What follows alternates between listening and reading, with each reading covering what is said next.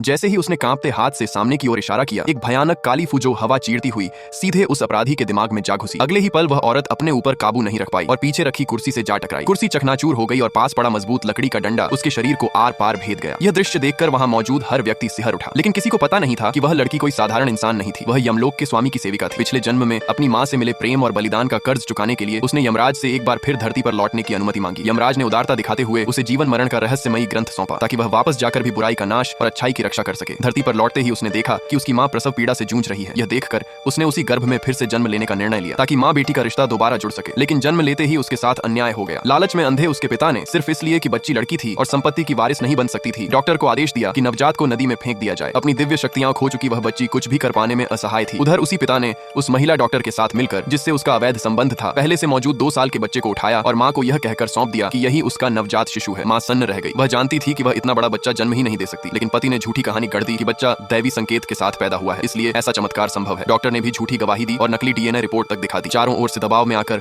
माँ को मजबूरन यह झूठ स्वीकार करना पड़ा। जिस बच्ची को मरा समझ लिया गया था, वह अपनी अंतिम रक्षा शक्ति के कारण जीवित बच गई। उसे उसकी माँ के मायके की एक दयालु महिला शांता अम्मा ने पाया और अपने पास पाल लिया। सालों बीत गए और वह लड़की अनवी नाम से बड़ी हुई। जब वह युवती बनी तो शांता अम्मा अपने पुराने संबंधों के चलते उसे उसी परिवार में वापस ले आई। अनवी को देखते ही उसकी असली माँ सुमेधा के दिल में अजीब सी कसक उठी। उसे लगा जैसे इस लड़की से उसका कोई गहरा नाता है, लेकिन अनवी ने सच्चाई उजागर करने के लिए पहचान सामने लाने की जल्दी नहीं की। घर में उस युवक का आतंक था जिसे सब सुमेधा का इकलौता बेटा मानते थे, आरव मल्होत्रा। वह खुलेआम माँ से करोड़ों की मांग करता, महंगी गाड़ियों और ऐशो आराम के लिए। जरा सी बात पर वह धमकाता कि पैसे नहीं मिले तो वह सब कुछ जला देगा, जिसे सुमेधा सबसे ज्यादा चाहती है। उसे पूरा भरोसा था कि एक दिन पूरा साम्राज्य उसी के हाथ आएगा। अनवी ने जब उसे समझाने की कोशिश की कि माँ के साथ ऐसा व्यवहार मत करो, तो उसने हंसकर कहा कि वह स्वर्गीय संकेत के साथ जन्मा है और उसे कोई सजा नहीं मिल सकती। उसके घमंड को देखकर अनवी ने चुपचाप अपनी हथेली पर उसका नाम लिखा। कुछ ही देर में आरव खाने के दौरान बुरी तरह घुटने लगा। अगर उसकी असली माँ वही डॉक्टर नैना समय पर आकर उसे बचा न लेती तो उसकी जान चली जाती। बच जाने के बाद भी आरव को कोई पछतावा नहीं हुआ। उल्टा उसने शांता अम्मा को दोषी ठहराया और बूढ़ी औरत पर हाथ उठा दिया। अनवी यह देखकर फूट पड़ी और बीच में आ गई। जब उसने आरव से सवाल किया तो वह हंसते हुए बोला